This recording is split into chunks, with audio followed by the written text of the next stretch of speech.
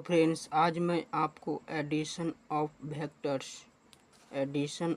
Vector बताने वाला हूं, जो बहुत इम्पोर्टेंट है। इस चैप्टर के अंतर्गत मैं आपको addition of vector, subtraction of vector, multiplication of vector by scalar section formula बताऊंगा।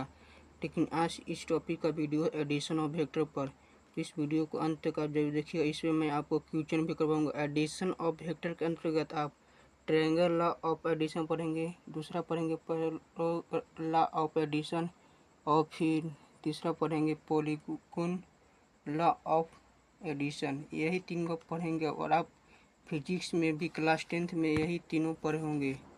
तो चलिए वीडियो को हम शुरू करते हैं बिना समय गवाए। यदि आपको किसी चीज़ का PDF लेना है, जेईई मेंस एडवांस का, या आपको किसी चीज़ का मीनिंग में डाउट है, तो आप डिस्क्रिप्शन बॉक्स में दिए गए नंबर पर कॉल कर सकते हैं। तो ट्रायंगल लॉ ऑफ एडिशन पहला टॉपिक है।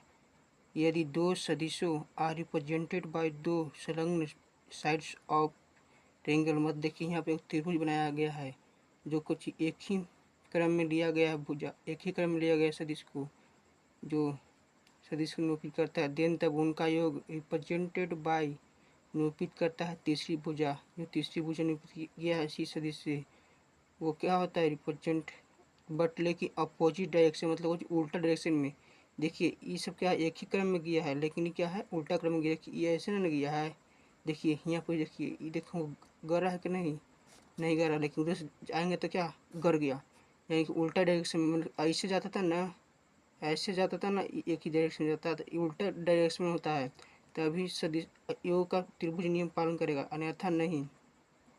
यदि ऐसे चलेगा ना तो फिर नहीं पालन करेगा। This is no triangle of addition vector. सदिशों का योग का त्रिभुज नियम कहलाता है। सदिशों का योग त्रिभुज नियम कब कहलाता है? जब जो तीसरी भुजा हो ना, जो दोनों का योग होता है, लेकिन क्या विपरीत भुजा विपरीत में होता है, जो यहाँ विपरीत में दिया गया है। दोस्त ए बी सदिश को ये माना गया है, और बी सदिश को बी, और ए सी सदिश को सी माना गया है। तो A B plus B C बराबर क्या होगा? ए सी। देखिए ए सी मतलब पहला आ गया, पहला बिंदु, और सी मतलब ज्यामिति के रूप के अति योग सिद्ध करता है। इसमें ज्यामिति में आप पढ़ोगे ना, जैसे में यहाँ पर ऊँचा खाते हैं आपको, इसमें यहाँ पर ऐसे रहता था, इसमें से यहाँ से ए बी है, और इसके बीच में हम डी डाल दिए तो क्या होता था? A D plus D B. तो कुछ हो जगह ए बी ना हो जगह। देखिए मतलब पहला बिंदु आ रहा है, पहला टर्म के, और फिर बी आ रहा है। उसी प्रकार से यहाँ पे सदिश में भी होता है।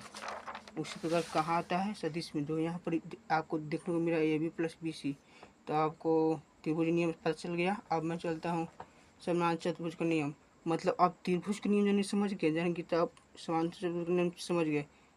यदि नहीं समझे, मैंने पूरा बेस किस पर है? त्रिभुज के नियम पर ही बेस है। अन्यथा इसको पहले समझिए पे बढ़िया से, मतलब विपरीत क्रम में लेना होगा।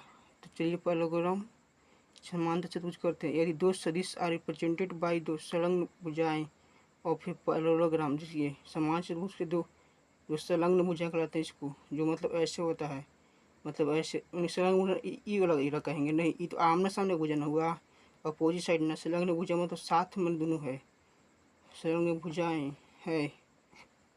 देन तब उनका योग रिप्रेजेंटेड बाय डायगोनल पैरेललोग्राम, जिसका प्रारंभिक बिंदु the same interior point given सदिश, जिसका प्रारंभिक बिंदु कहाँ होता है? यही होता है, लेकिन इसका योग कौन होता है? विकर्ण होता है।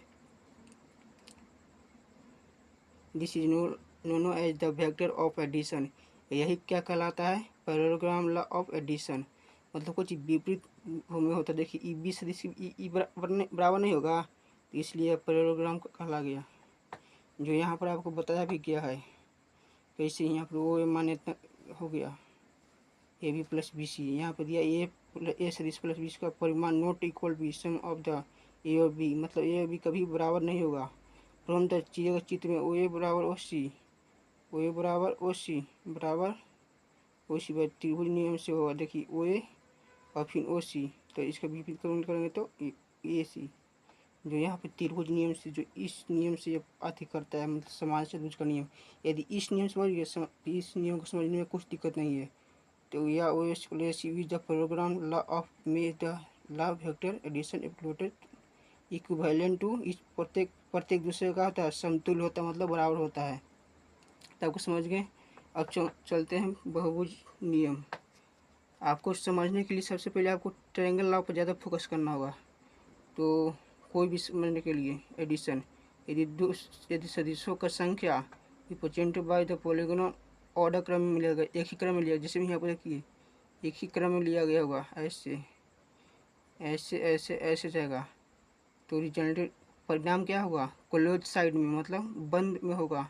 लेकिन रिवर्स ऑर्डर मतलब विक्रम क्रम में होगा, जैसे यहाँ देखिए ए बी सदिश फिर बी सी फिर सी डी लिया गया है, जो यहाँ पर बहुत ही गलत दिखाया गया है। ए बी ऐसे होगा और फिर बी सी फिर सी डी फिर डी ई और फिर ई एफ, और जो ई है ना ये विपरीत क्रम में हो गया, रिवर्स मतलब जो त्रिभुज नियम का पालन से अनुसार होगा, तो क्या हो गया ए एफ, जो पहला बिंदु ए आ रहा है और वो अंतिम बिंदु क्या आ रहा है, एफ आ रहा है। तो आपको समझ में आ गया होगा कैसे हुआ से। तो यही 3 नियम है। अब मैं इस पर चलता हूँ, एक क्वेश्चन भी करता हूँ आपके सामने।